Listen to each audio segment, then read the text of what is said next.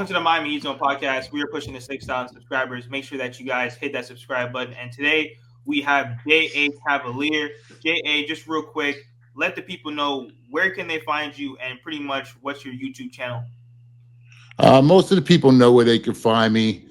No self-promoting. We're just here to talk ball, right? Mainly Miami Heat ball. I think you have three Heat fans. Thanks for having me, guys. Love doing it. Love to chop it up. Love to talk basketball. I'm not here to self-promote. If you guys don't know me by now, you've been living under a rock. But it's more about these guys and what they're doing here.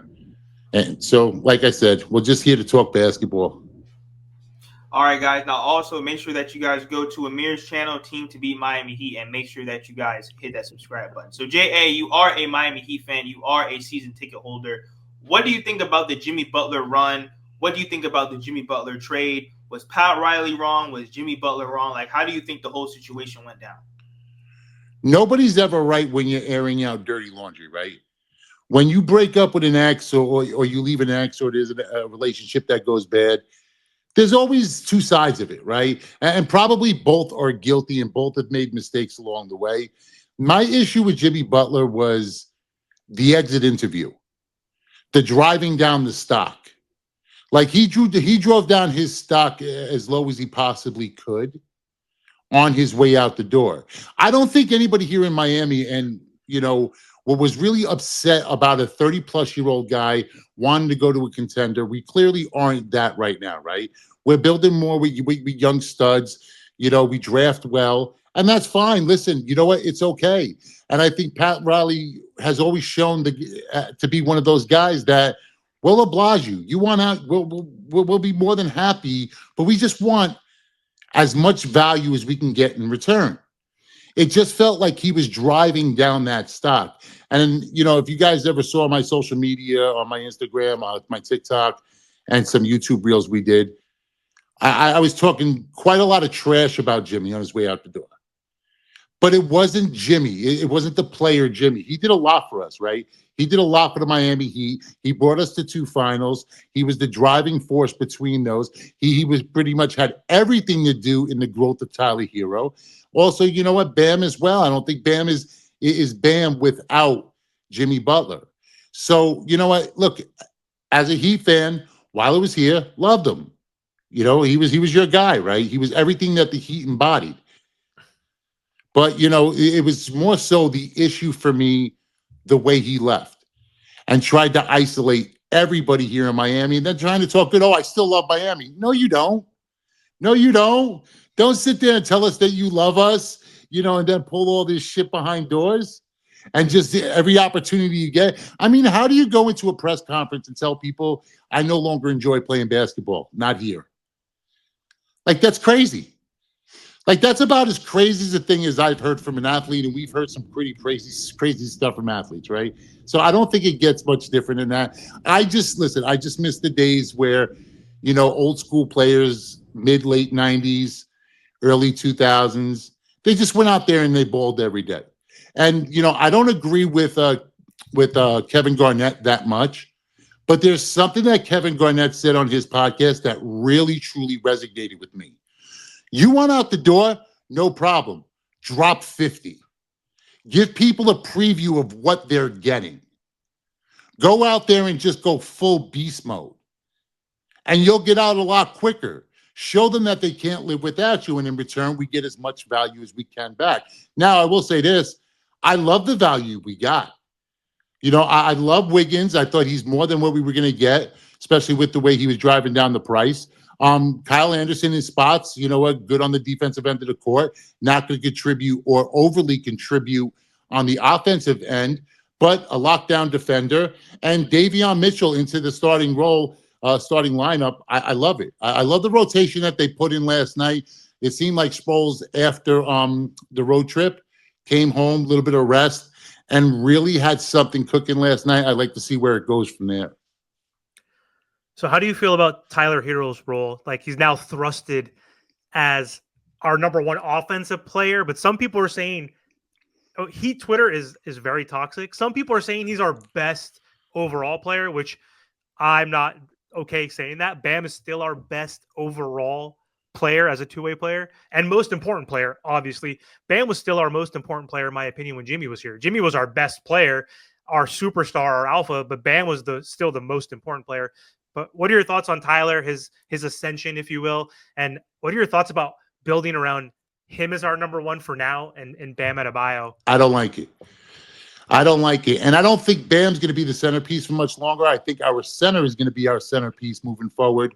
Khalil Ware is going to be a beast. As soon as he grows into that body and learns to play more of an NBA style, Khalil Ware is going to be a beast. But that was probably my biggest issue with the trade or with what Jimmy was doing is we wanted, I wanted draft picks because the one thing we've been able to do is we've been able to draft well.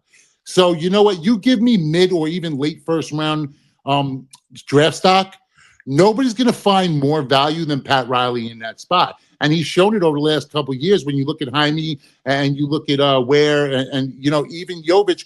People wanted Jovic in a bunch of other trades that they were talking about, and he's a piece that he held on to. I mean, it sucks now that he got hurt, you know what? But, I mean, he'll be back, and he's still growing in and getting used to the American-style basketball, and it is a huge change come from Europe. So to answer your question about Hero, I hate Hero running the offense. I think he's incredibly talented offensively, but I need him as my number two. I can't have him as my number one. So either we need a true point guard or we need more of a bucket. We need that one guy who's going to be able to get us a bucket at any given time. And see, that's where Jimmy fit into this role. Obviously not this year, but that's what Jimmy was for us. Whenever, that bad run came, because we saw it, was it last week or maybe 10 days ago against the Chicago Bulls? We were winning and leading that game through three quarters. We got into the fourth quarter and couldn't stop a run. We couldn't stop the run. And it's because we don't have that one consistent offensive player. Now, granted, Wiggins wasn't yet on the team. I don't believe. I think they was still during the Jimmy drama. But we don't have a bucket, and we need a bucket. We need a run stopper, a guy who's going to be able to get to the rim, get to the hoop, and either score or at least draw a foul to stop the bleeding. So then, where do you see this Miami Heat team going forward? Only because, I mean, yes, do we have good young pieces, and we are missing that number one option. But Tyler and Bam, they're great. But it's like what you said. Who do you think the Miami Heat can really look forward to? Maybe a Devin Booker type, or maybe even guys like with Edwards. But then also too, think about it. I mean, you are a season ticket holder, so you're gonna have to sit down and watch some of these 17 games at home. Okay, do we tank because we have the opportunity to get 2 lottery picks? Yes, it might not be 1 through 5, but we'll at least be 1 through 15 possibly, and we have a 2.5% chance with getting that one with getting Cooper Flag with that number 1 pick. So where do you see the Miami Heat going forward? Do we win games just to be in the play-in tournament, or do we tank looking towards the future? Marcel, you're a Heat fan, right? I understand. I know. Is that what we do? Is that what we've come to? Are we the Charlotte Hornets now? Are we the Portland Trailblazers? You should be ashamed of yourself for even saying it, my guy. Oh, but J.A., look, you got to be realistic, right? Why are we going to go to the play-in tournament to go play the Boston Celtics afterwards and then get smacked? Listen, we may end up going to Boston. We may end up getting smacked, right? But the experience that we grow by doing so leads more into next year, right? So, you know what? I want Khalil Ware to get as much tread on those tires as possible.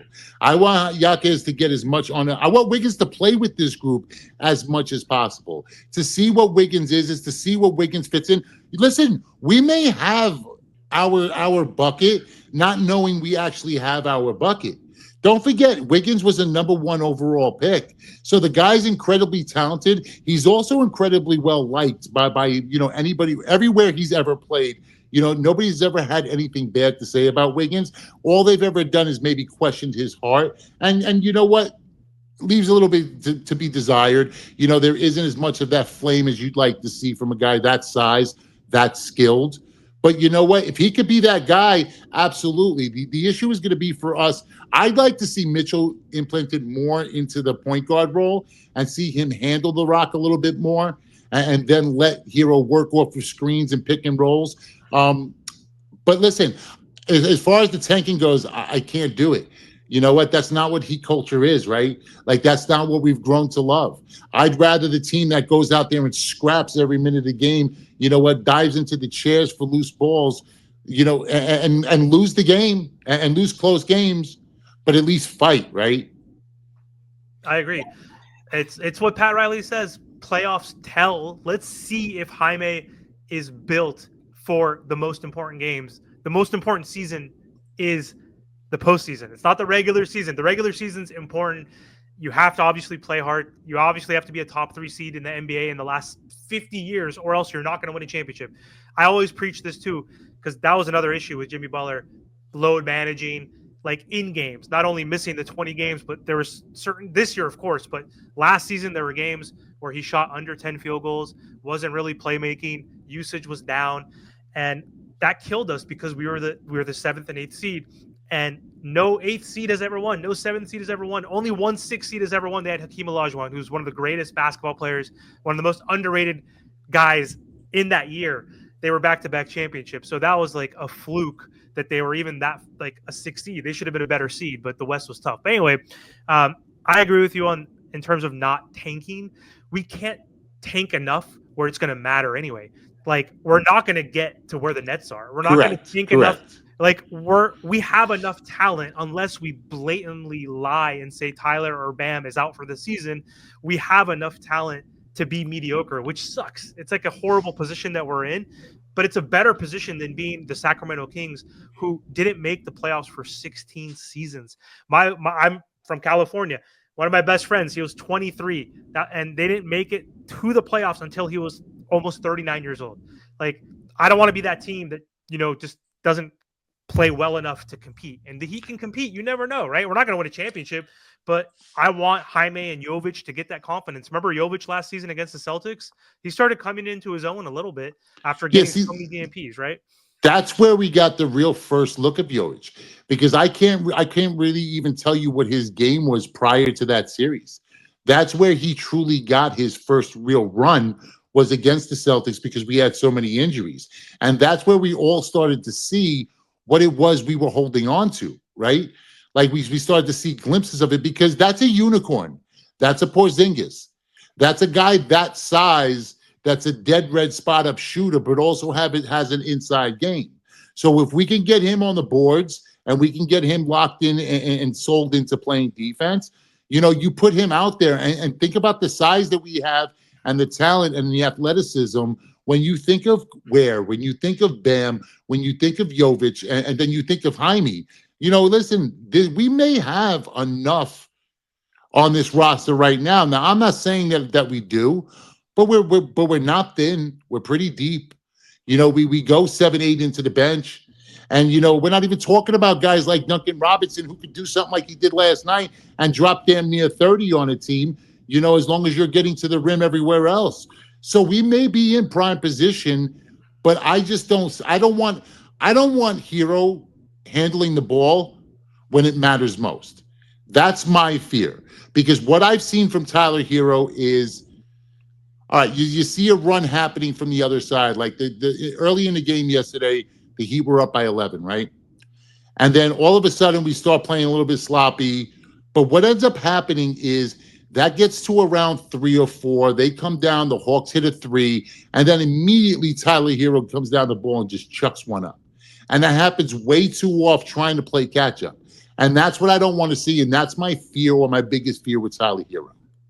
Yeah, he's matured. He's definitely matured, because 2 seasons ago, he wasn't taking Terry Rozier type shots, which is every single shot is a step back, turnaround, sidestep, fadeaway. He's gotten a lot better, but you're right. Like, there are times where he just chucks up a shot early in the shot clock, forces a 3. We've done that so many times. Like, and not just him, but like just the team in general. And we need a floor general, to your point, who could slow the game down. There's not many that are true Chris Paul type of guys, or even like a Tyus Jones, but I need someone a higher caliber than that. Like, this Miami Heat team, I don't want another guy who's just a role player. Like Tyus Jones, best assist to turnover ratio in the NBA, kind of a true point guard, but he's not a star. I want a star level point guard. De'Aaron Fox could have been that to a certain degree. Well, the problem with De'Aaron Fox is you're going to lose a lot on the defensive end, right? So you have to sacrifice one for the other with something like that. But I have a question. Why can't Davion Mitchell, who does 80% of what we want him to do well, fall into that spot? He can handle, you know what I mean? He's gonna give you everything on the defensive end of the court. He's more like a Drew Holiday than anybody else because you know what? What he's not going to do is he's not going to chuck up unless he's open. He doesn't really, not that he doesn't care, but he doesn't need to score. He's not looking to put up 20 plus every night. You know what? When it's available for him, he's going to take it. So if you lock him into that point guard spot, right now they have him starting at the 2. I think you flip that, you put Tyler, in as a shooting guard, and you see what you have. Although after last night and after the way I saw the continuity and I saw the game flow, I really wouldn't change anything. And listen, it's such a small sample size playing with the pieces that we have right now. I just want to see what we have. Because I think at worst case scenario, we have the nucleus of a team ready to compete, maybe a piece or two away, right? But the ceiling's high. Like we have a very high ceiling. And this isn't just speaking as a Heat fan, just as a basketball fan, and as a guy who really follows the league. Like you can't name too many teams that are as deep, young, and talented as the Miami Heat right now. The fact that we lost our best player and we're still in talks, it speaks volumes to what we have going on. And listen, Khalil Ware is everything right now. Khalil Ware is going to be an absolute beast. He's just going to need to grow into his body. So then when it comes to the offense, I just think that the Miami Heat they could have maybe won 10 more games than they really have because the offense is very stagnant sometimes. Spo's rotations have been terrible at times, and sometimes we can't even crack 90 points. Why do you think that is, J.A., when this crew's pretty much been together, at least the main guys, 4 to 5 years? Eric Spoelstra knows who can pretty much ball. It doesn't take him 80 games to figure out the rotation. So what do you think is going on with Spo's rotation and just why every single year we have like the quote-unquote third quarter, we don't score. The fourth quarter, we only have 8 points. Like, why do you think this offense struggles so much? Because for the last 2 years, we haven't had a true point guard. Since the trade and since we gave up Lowry, we haven't had a true point guard. Lowry, people, all right, so people obviously, play off Jimmy, right? But people forget the pieces we had in that last run before we get curb stomped by the Nuggets.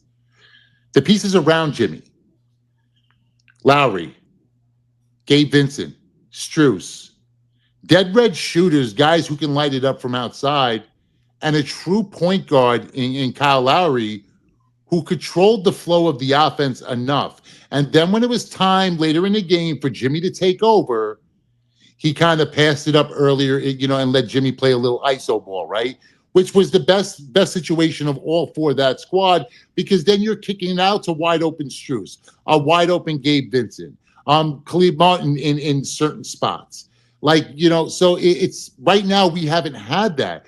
But I think we're closer with the squad we have now with the pieces we've got back in return.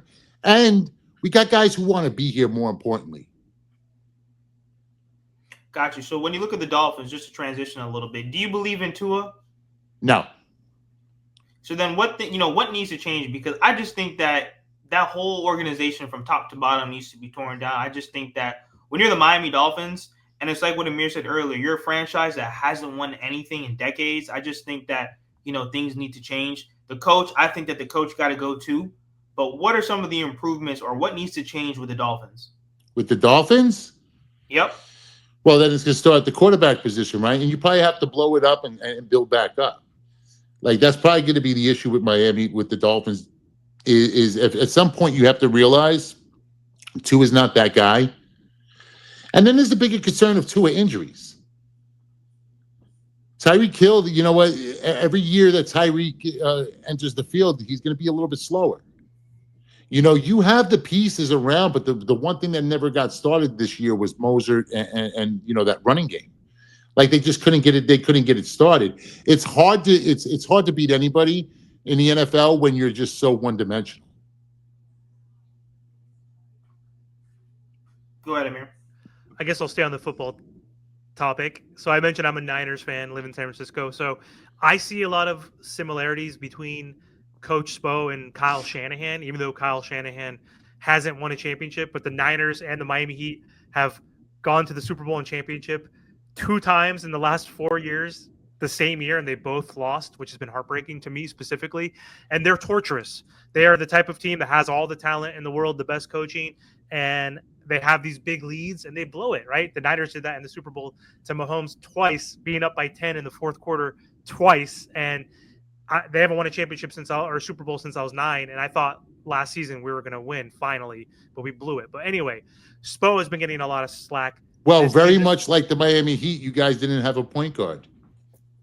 Thank you. That's so. My other question was going to be about Purdy because obviously there's an extension contract, whatever. But in terms of like Kyle Shanahan, what do you think of him as a coach? Like, I know he hasn't been able to win the big dance yet, though. Like, but I see there's a lot of similarities where he's the best schematically on offense, just like Spo's the best adjustments guy, like in terms of his like strategy. Like, what are your thoughts on Kyle Shanahan and the Niners? Are they done? Do you think their window is closed? Well, I think the window for this team is closed. I mean, it's going to depend on what Ayuk looks like when Ayuk comes back. It's going to depend on how many games you get out of Kittles. You know, Debo is going to be gone, right? So, I mean, I don't think you guys really need it. Also, Christian McCaffrey, you got to see what he looks like, you know, after the injury. The issue I have is I'm not a Brock Purdy guy.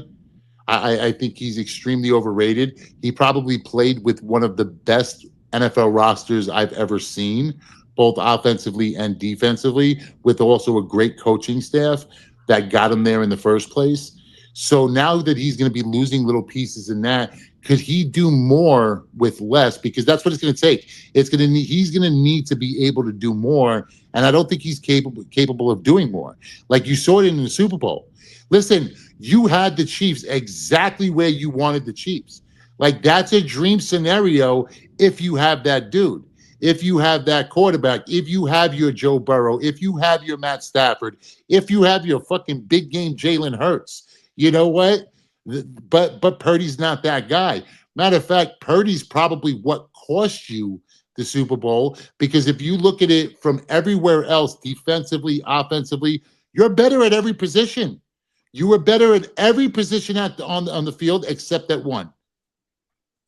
Yeah. I mean, the Dre Greenlaw piece, that just the momentum shifted when he got hurt and tore his Achilles. That was also rough. But yeah. Anyway, I don't want to relive that or think that now, because obviously that window has closed, just like the Miami Heat's window has closed. The parallels between being a Heat fan and Niner fan has just been rough. No, but listen, sometimes, you know what, a window closing to be so good isn't a bad thing, right? Like, okay, so what I mean by so good, like on a scale of 1 to 10, 10 being a true NBA Finals contender, right? If you're so good as 7, 8, are you happy with that, right? Are you happy with that 7, 8? Are you happy with coming close every year, but never getting over the hump? Well, I'm not, right? Like we want better, right? Like we're a fan of a team who's had success. We're fans of a winning franchise, right? So if we're fans of a winning franchise, we want to get back on top of the mountain, or at least compete at it. Like, so you need to be over that 7 to do so, right? So if you're capped and you're handicapped at a certain number, and you just need to maybe pull back a little bit in order to step forward, then it's the best thing for you. It's the best thing for you moving forward. It's the best thing for your franchise. And I think, you know what, Jimmy out the door is probably the best look for us, because really, even if Jimmy was at his best this season, what were we doing with him? Really, what were we doing?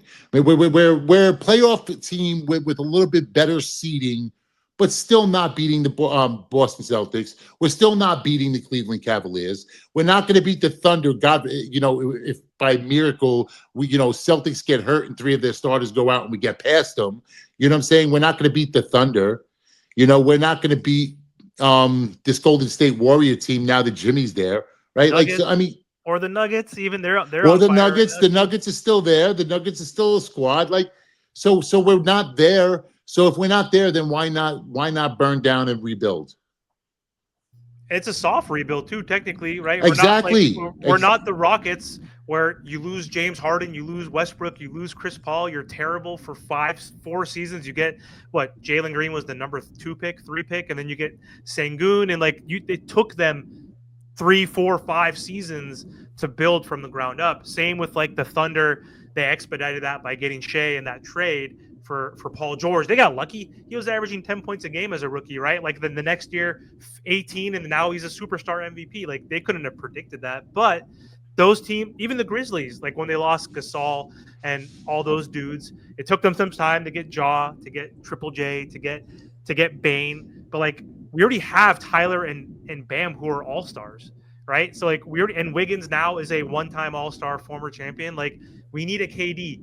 We need it whoever is available in free agency or through trade, and we're there. Like we don't have to be a team that rebuilds for 4 or 5 seasons and go through those real growing pains. The No, game I of the like NBA our is position. I like our position. I like where yeah, we are. I agree. I don't want to You start know, from scratch. I think we got a lot more back from the trade than I thought we were going to get. So I'm happy with where we are right now. Martel, you're not happy with where the team is going or the young talent and what we have to build on? Yeah, I mean, I think that we have a solid young group, going forward. Now it's really just about finding, like what you said, that kind of guy that can give you a bucket. I think Tyler and Bam are great, but they're not number one options. You're going to need a guy that can consistently give you around 25 points a game. I think that Wiggins is great. If we can keep Wiggins, Tyler, and Bam, and then add on that, we are right back there. Because, of course, any team can be any team. We've seen that in the playoffs. We've been an 8 seed and went all the way to the finals. But it's like what Amir said, we really got to be in a better spot, at least somewhere between 1 through 4, 1 through 5, because, it sucks to go through the play-in and then go to the playoffs, especially how this Miami Heat team, they play hard every single night. They need as much rest as possible going into the playoffs. Everyone's kind of banged up right now. So that's my thing. If we can at least keep Wiggins, Tyler, and Bam together, and then you add another piece, I like Davion, and I like some of the young guys, and especially Khalil Ware. Wait until this offseason when he puts on some more muscle size. He's hanging out with UD and has them during the offseason. And boy, oh boy, I think that he's going to be a solid piece, especially with Bam Adebayo roaming on that floor. You know what I mean? So I just think that we have a solid squad, but there definitely needs to be major improvements going forward for us to win a championship. And don't forget, Khalil Ware makes Bam better. Yes. You know what I'm saying? Now Bam's not stuck at the 5 going up against bigger bodies every night, banging with the bigs. Now he's able to move to a more natural position. And think about it like this, you're talking about 25 a night. Why can't Ware get us that? Ware can absolutely get us that. He's athletic enough. He's more athletic than most centers, and he's bigger than some of the others. So I mean, I think we have our guy. We probably now need to find another Duncan Robinson-esque shooter, somebody a little bit more consistent from outside. And I don't think it really takes that much to find that piece. I really don't. And then, you have to work somebody into a point guard. But I don't need a scorer at the point guard. I don't need somebody. Yeah, I just need somebody who's going to handle the rock and keep everything flowing and keep the offense running smoothly. That's all I need at the point guard. And if that's what, like the Spurs were pretty much building around Wembley. That's why they brought Chris Paul in pretty much to run the show, right? I mean, it sucks what happens, but I mean, if anybody's familiar with what happened to Wemby, it's us when we with Bosch, right? Yep. Like, so, I'm not mad at where we are right now. I think listen, and if you think back like a month and a half ago, maybe 2 months, did anybody know about where? Did anybody really, you know what? He wasn't even getting any minutes. Yeah. They plugged him in at the right time, and now the league's on notice. The kid can play. Yeah. He's only playing 19. He's not even playing 20 minutes a game. He's averaging 8.5 points, 6.5 rebounds. But since he's been a starter, he's averaging close to 12 points per game. How many plays are we drawing? How many plays are Spo drawing up for him besides stand in the dunker spot, let Tyler dribble penetrate, or Duncan Robinson or Bam Adebayo, and they throw you a lob as they're getting double teamed because they're going to have to double team those guys. He's in the dunker spot. Like, he has the touch. He's hitting threes. pretty decent clip, actually, for a rookie. 34%. It was when he got the Rookie of the Month in January. He was shooting 44% from three on like 5 attempts. Right now, he's shooting only 2 attempts per game. 34% as a rookie who's only played 42 games this season out of 57, right? He had 17 DNPs. I agree with you. He can get up to that 25 points per game probably in 2 seasons from now, because I don't know what his per 36 numbers like are, but again, he's averaging only 20 minutes per game. He's already at 9 and 6. Imagine Yeah, don't if he played forget. 40. Don't forget, you know what? Like it's really difficult to transition somebody from the college game into the NBA game, just because they're going to play so much more basketball than they ever have in their entire life. You know, you're almost combining 2 college seasons into one for an NBA season. The NBA season is so long, so it's going to take them a little while to get their win. And listen, one thing we've seen from the Heat, we've seen from Spoles, we've seen from Riley, is they're going to transition guys the right way, right? They're not going to rush them into positions. They're not going to rush them into roles. They're gonna move them up gradually. You saw it with Hero. You saw it with, you know, even now with Jovic, and you saw it with Jaime. You know, even though Jaime just from the gate was just a ball of energy. Yeah, I'm good with what we have, and we draft well. So if we have 2 quality picks in this in the first round this year, I know that the Golden State Warrior pick is what it's conditional, right? But if we have 2 quality picks in the first round this year, you know we're going to find something, right? Or maybe he's going to package something into something where somebody else doesn't want to be there, whether it is a KD or a Booker. You know, now I was very much against the Beal trade, right? But now if you bring Beal into this squad, I'm not so much against that. You know, I would still say, and listen, you know what, you may be able to replace, but that would only be a year fix, so forget that. I was going to say, you know, see a guy like DeRozan implemented with this squad, but you know what, that's only like a year or 2 fix. I know he's a little bit younger, but it's really just giving us back Jimmy Butler, just a guy who doesn't complain though. On a Right? good contract, hey, on a friendly, he's only making 25 mil a year. 3 years, 75. That would have been a And the steal. guy never complains, never He still complains, averages never says a 22 a word. game, right? 22 a game still. Yep. I mean, you know, for me, it's just that he gives me that old school player vibe, right?